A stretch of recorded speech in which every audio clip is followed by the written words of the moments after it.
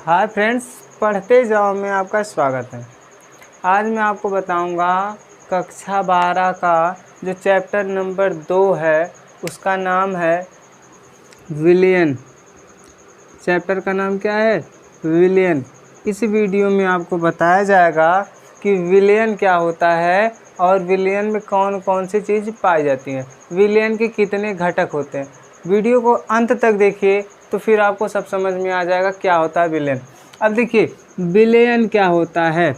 जैसे अगर हम किसी दो चीज़ों को मिलाएं, दो चीज़ों को समांगी मिश्रण मिलाएं, आप विलयन की परिभाषा बताते समय कहोगे दो या दो से अधिक, दो या दो से अधिक समांगी मिश्रण को, दो या दो से अधिक समांगी मिश्रण को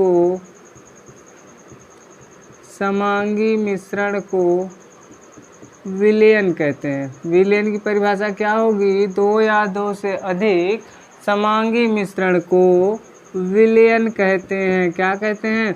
विलयन। ठीक है।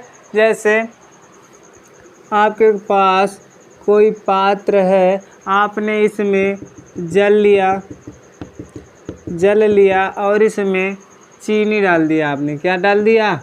चीनी डाल दिया। क्या डाल दिया आपने? यहाँ पे चीनी के कण हैं। क्या है? चीनी के कण।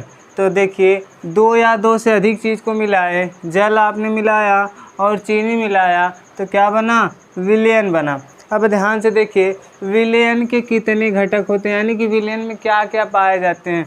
विलयन के दो घटक होते हैं। कितने घटक होते हैं? दो घटक होते हैं। विलयन के दो घटक होते हैं। क्या होते हैं? दो घटक होते हैं। विलयन में पहले घटक का नाम होता है विलेय।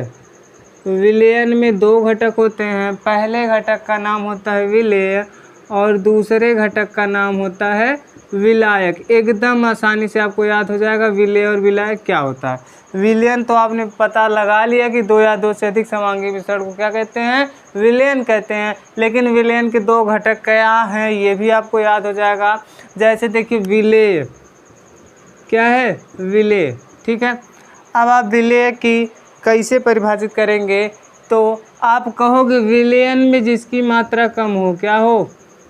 जिसकी मात्रा कम हो, जिसकी मात्रा कम हो उसे क्या कहेंगे? विलेय कहेंगे। जैसे आपने पानी डाला तो पानी इतना चीनी तो आपने डालेंगे नहीं, इसीलिए जो जिसकी मात्रा कम हो उसे क्या कहेंगे?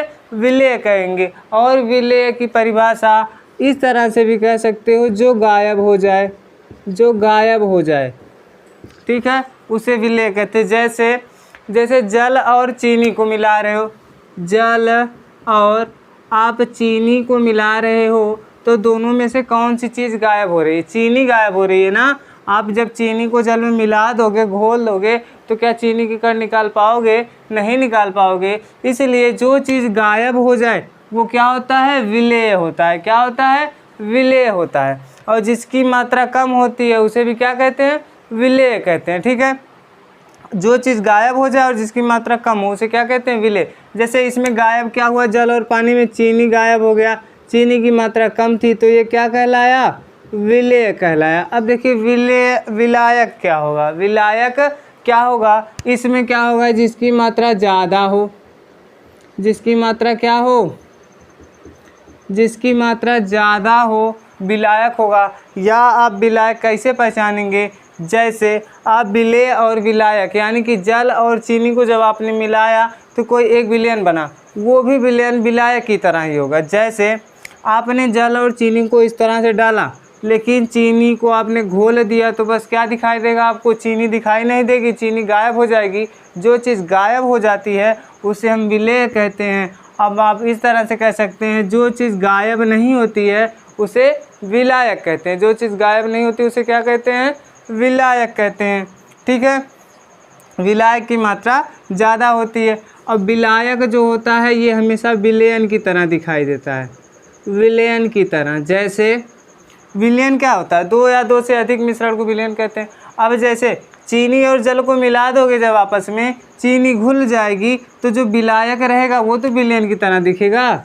विलायक जल ही था, तो जब विलयन भी तो जल की तरह दिखेगा। जो चीज़ विलायक की तरह विलयन की तरह दिखे उसे क्या कहेंगे? विलायक कहेंगे। जिसकी मात्रा कम हो उसे विलेय, जिसकी मात्रा ज़्यादा हो उसे विलायक कहेंगे। ठीक है।